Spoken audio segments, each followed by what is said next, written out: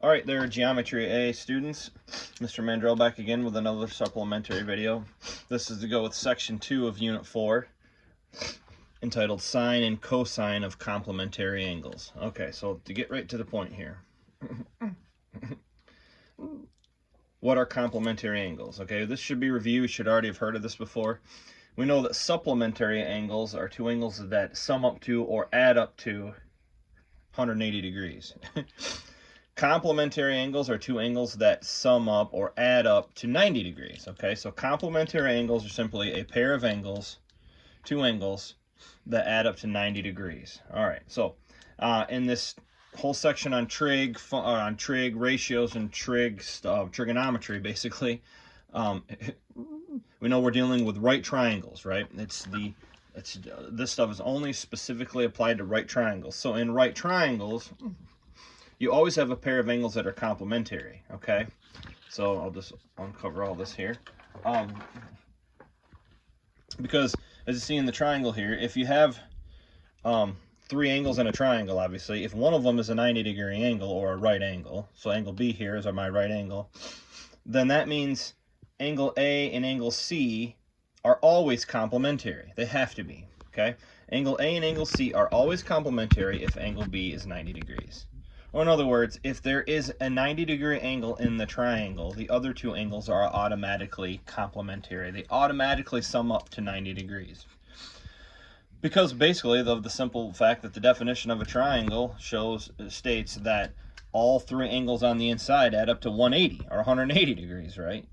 Well, 90 is half of 180. So the other two have to add up to the other 90 degrees that makes up the triangle that sums with this 90 to make 180. Okay, so that means if angle A and angle C are complementary, that means angle A and angle C add up to, or when you sum angle A and angle C, they add up to 90 degrees, okay? Okay, now, from the trig ratio stuff that we've already completed in the previous section, we know that the sine of angle A is equal to the cosine of angle C. Or in other words, the sine of one angle in the triangle, one of the acute angles in the triangle, okay? So like this is angle A. The sine of that angle is equal to the cosine of the other complementary angle, okay? We know they're both acute, but now we can use the language of complementary, right? So if I take the sine of one of these angles, like angle A, it is equal to the cosine of its complement, or the other complementary angle, angle C. All right, so we have one ratio and its reciprocal ratio, basically, or not reciprocal, excuse me, one ratio and its opposite ratio. Sine of angle A and cosine of angle C, right? Sine of angle A is equal to the cosine of angle C. Same thing with, if I go the other way, if I take the cosine of angle A, it is equal to the sine of its complementary angle, angle C. Right? So the cosine of angle A is equal to the sine of angle C. All right, so sine of A equals cosine of C, and cosine of A equals sine of angle C. Now, and we've already showed this in the previous section of how this is my little a, this is my little c, and this is my little b as far as the delineation, right? Sine of angle A is opposite over hypotenuse. If angle A, so it's A over B. Cosine of angle C. Angle C is right here. Cosine is adjacent, which is the angle side A, excuse me, over the hypotenuse, which is B. So sine of angle A is A over B. Cosine of angle C is also A over B. They're the same thing. Cosine of angle A, if I look at angle A, cosine of angle A is adjacent over hypotenuse, B. Sine of angle C, opposite over hypotenuse, B. So they're equal, the same thing, C over B. Okay. But now we understand it in the context of being complementary. So if you take the sine of one angle, that's equal to the cosine of its complementary angle. All right, something else I wanted to show real quick with tangent. All right, now I've already kind of done the work here and done the process, so I'm going to kind of uncover it little by little. I should cover it up like this, I guess. One other thing that we know is this. Here's another relationship involving tangent. It just so happens that the tangent of an angle, so we're just going to, I don't even have a picture here. I don't even have a right triangle, but it doesn't matter. I'm just picking an angle. Let's just pick angle A, all right? We've used angle A or angle C before, or angle X or angle Y, whatever. Okay, angle Z. So if I take the tangent of an angle, the tangent of one of the acute angles, okay, in the right triangle, it is equal to taking the sine of that angle and dividing by the cosine of that angle. So the tangent of angle A is equal to the sine of angle A over top of, or divided by, the cosine of angle A. Okay, now just to show you how this works and to kind of prove it, we're going to prove it to you. I'll prove it to you here. Here's a review of what our sine, cosine, and tangent are, right? We know sine of A, to take the sine of any angle, you take the opposite side over hypotenuse. The cosine of any angle, right, of any acute angle, any of the interior angles, is the adjacent side over the hypotenuse. Okay? Keep it up. And the tangent of angle A is equal to the opposite over the adjacent. So that's just given to you. We should already know that. We had that from the last section. So let's work through this. Here's how we prove this. So if tangent of angle A equals the sine of angle A over cosine of angle A, here's what you show. Okay. I know that the sine of angle A over the cosine of angle A will actually look like this. Because, well, let's just do substitution here, right? What is sine of A? Sine of A is opposite over hypotenuse, right? Right there. Hold still. The cosine of angle A is adjacent over hypotenuse, right there. So sine of A, opposite over hypotenuse, over cosine of A, adjacent over hypotenuse. So really, it's a fraction being divided by another fraction, or a ratio being divided by another ratio, right? Okay, opposite over hypotenuse divided by adjacent over hypotenuse. So if we go back to like elementary school and write this out sideways, here's what it would look like. Opposite over hypotenuse divided by adjacent over hypotenuse. Horizontal division of fractions, right? Well, when we divide fractions, we take the reciprocal or flip the one on the right and change it to multiplication. So you end up with opposite over hypotenuse, you gotta hold still, Julian, times hypotenuse over the adjacent side, okay? So I've got the adjacent side over hypotenuse. I take the reciprocal of it, I flip it over to hypotenuse over adjacent side, and I change the division to multiplication. Okay, well, it just so happens now the hypotenuse cross cancels, right? Because we've got one on the bottom, one on the top. They cancel each other out. And I'm left with opposite over adjacent, right? This is like having a number 1, and this is a 1. If they cancel out, opposite times 1 is opposite. 1 times adjacent is adjacent. So I end up with opposite over adjacent because the hypotenuse cancels out. Well, opposite over adjacent. Okay, well, what is opposite over adjacent? Tangent is opposite over adjacent. Opposite over adjacent is equal to tangent. So basically what this boils down to is the sine of A divided by the cosine of A through the division process here gives me opposite over adjacent, or tangent of angle A. Therefore, the tangent of angle A is equal to the sine of A divided by the cosine of A. So if you have a right triangle and you have the sine, and you know the sine of one of the angles, sine of angle A, sine of one of the acute angles, and you can take the cosine of that angle, you also have the tangent. You also know the tangent. All right? Because all you got to do is take the sine of that angle and divide it by the cosine of that same angle, and that is the tangent. All right? So the tangent of the tangent of an acute angle of a right triangle is equal to the sine of that angle divided by the cosine of that angle. Okay, so this is the important part in the box here, is that you know that tangent of A is equal to sine of A over cosine of A. So if we have our right triangle that we always work with, like this thing again, all right, I could also do that over C, right? The tangent of angle C would be the sine of angle C divided by the cosine of angle C. Okay, now one other thing to piggyback on for tangent here is this. So let's just focus on the red part up here to begin with. All right, if I have the tangent of angle A is equal to basically the reciprocal of the tangent of the other complementary angle in the triangle. In other words, if I take the tangent of angle A, that is equal to 1 over the tangent of angle C.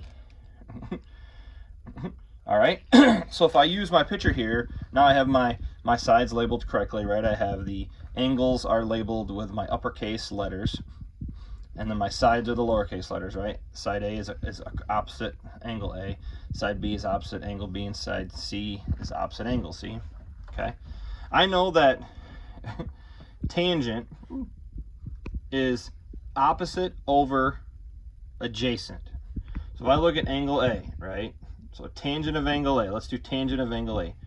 Tangent of angle A is the opposite side, which opposite angle A is little a, over adjacent side to angle A. Adjacent side to angle A is side C. All right, now, just to show that these are equal, 1 over the tangent of angle C. So I have 1 over, or 1 divided by the tangent of angle C. So what's angle C? Well, angle C is the other complementary angle to angle A, right? We know these two angles add up to 90 degrees. So here's the complement, or the complementary angle to angle A, angle C. So angle C here is, the tangent of angle C here is opposite, which is angle C, or excuse me, side C, over adjacent, which the adjacent side to angle C here is side A. All right, so here's the tangent of angle A is equal to 1, so 1 over the tangent of angle C, which is C over A. Now, 1 divided by C over A. That's the other way of saying that is 1 over 1 divided by C over A, right? Anytime we do division of fractions like this, it's the same thing as, remember, you take the reciprocal of the one on the right, change it to multiplication. So we flip the C over A and make it A over C. Okay? And now we change multiplication, but it's just a 1, so that's easy. 1 times A is A, and 1 times C is C, so this ends up being A over C. All right. Well, lo and behold, what do we have over here? A over C, right? So the tangent of A is A over C. 1 divided by the tangent of C turns into also A over C. So that's why the tangent of A is equal to 1 over the tangent of C. Okay. Now, same thing if you go the other way. Tangent of C, if I take the tangent of one of the acute angles, that's equal to 1 over, or 1 divided by the tangent of its complement, or the other acute angle, okay? So if I look at this here, tangent, we're doing a different color here. Tangent of C is, if I look at angle C, the tangent of C is C over A. Okay, and then 1 over the tangent of A is A over C. Okay, and then when I do 1 divided by A over C, it's going to give me the same thing that it did before, 1 over 1 divided by A over C, which changes into 1 over 1 times C over A, which makes C over A. Okay, so C over A equals C over A. So tangent of C is equal to 1 divided by tangent of A. Okay. All right. A couple last things here I wanted to show you, just because I know there's some types of problems and dimensions you're going to see that are similar to this. I'm going to just show you this little part here first. Okay. So I got a little smudgy here. All right. Remember, the two angles that are included with the 90-degree angle and the 90-degree or right triangle add up or sum to 90 degrees. That's why they're called complementary angles, right? So you can get questions like this: for what value of x degrees? So now we're talking about the actual degree measurement of an angle. So for what value of x does the sine of 65 degrees equal the cosine of x? Okay, well, in other words, it's saying here, sine of 65 degrees, so this is the first time we've seen sine of an actual angle measurement, right? Sine of 65 degrees, here's a 65 degree angle. What angle is this 65 degree angle? Well, the 65 degree angle here is angle Z. So basically what this is saying is Z is equal to 65 degrees, right? And we know from our knowledge of trig ratios now that the sine of one of the the sine of one of the acute angles, so let's say the sine of Z here is one of the acute angles, is equal to the cosine of the other acute angle. Well, not cosine, cosine. The cosine, okay? Sine of Z is equal to cosine of X. So if I know, I know that because this was one of the trig ratio relationships we already demonstrated. That if I have the sine of one of the interior acute angles, then I know it is equal to the cosine of the complementary angle. Okay, so if Z is 65 degrees, which it says right here it is in the picture, what does X have to equal for these two to be equal to each other? Well, basically all it's saying is it's just got to suffice here, or it's got to meet the requirements of this right triangle. Okay? So, if this is 90 degrees and this is 65 degrees, they all have to add up to 180 degrees, right? So 65 plus what number is going to give me 90 degrees? It's pretty simple. So if these two are complementary, that's what this section is about, complementary for, then I know that they sum to 90. So if I take 90 and I subtract this angle measurement, 65 degrees, that's going to equal 25 degrees. Okay. So, in other words, angle X must equal 25 degrees. And that's the only way that the sine of Z would end up equaling the cosine of X is for this triangle to have a 25 degree angle right here. Okay, so angle X is equal to 25 degrees because of the fact that they're complementary. All right, last one here I wanted to show you in the corner here is, what if you have the two angles, the two acute angles, the two complementary acute angles are exactly the same? Well, the only way that could happen is if they're both 45, right? 45, 45 degree, 45, 45, 90 degree right triangle, okay? 45, 45, 90 degree right triangle. This is also known as the isosceles right triangle.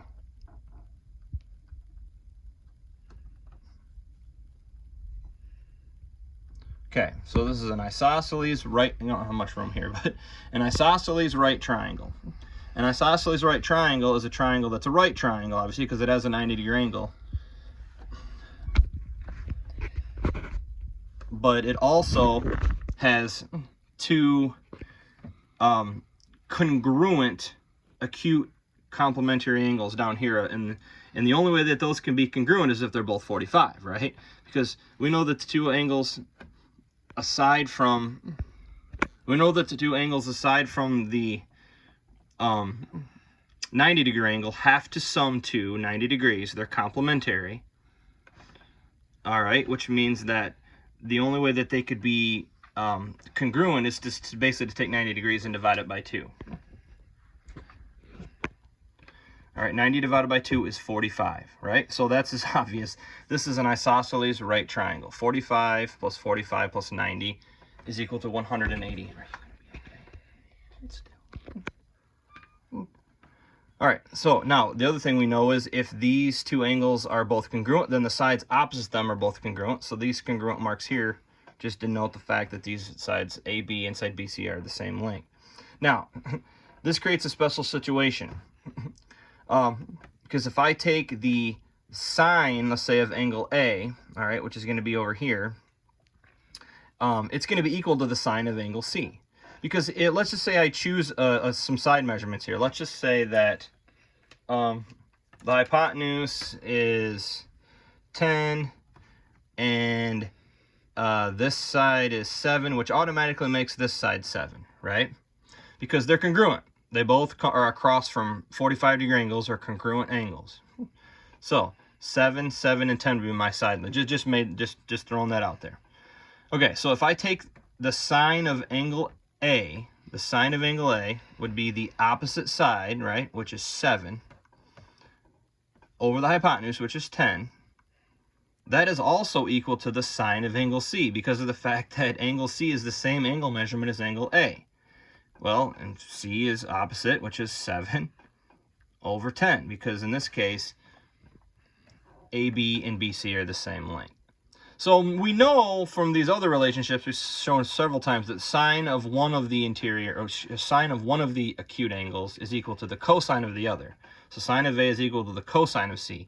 But in this case, this only works in the isosceles right triangle, where it's 45, 45, 90. The sine of A is also equal to the sine of C. And that goes same with the cosine. The cosine of A is equal to the cosine of C. In fact, actually in this relationship, they're all equal. The sine of A is equal to the sine of C, which is also equal to the cosine of A, which is also equal to the cosine of C. Okay? Because it doesn't matter where you go, you're going to go opposite over hypotenuse. It's going to be 7 over 10. So if I'm at angle C, the opposite's 7 over 10, right? The adjacent for angle C, which would be the cosine, is also 7 over 10. If I'm at angle A, opposite 7 over 10, adjacent 7 over 10. So they're all equal. That is only in the isosceles right triangle. Okay, now, again, this is just showing some of the relationships of the two acute angles on the inside, and the fact that we know that they are complementary, or they sum up to 90 degrees. Okay, now this is not going to be exactly word for word or anything like what all the problems are going to be like on your mastery test, but you need to be able to use this knowledge and think critically about what you're reading. And especially if it doesn't have a picture, sometimes it's more going to be helpful to draw a picture to help deduce the answer. Okay, all right, as usual, make sure you communicate with me. Let me know if you need help. Email, text, call, and I can help you out. Okay, good luck.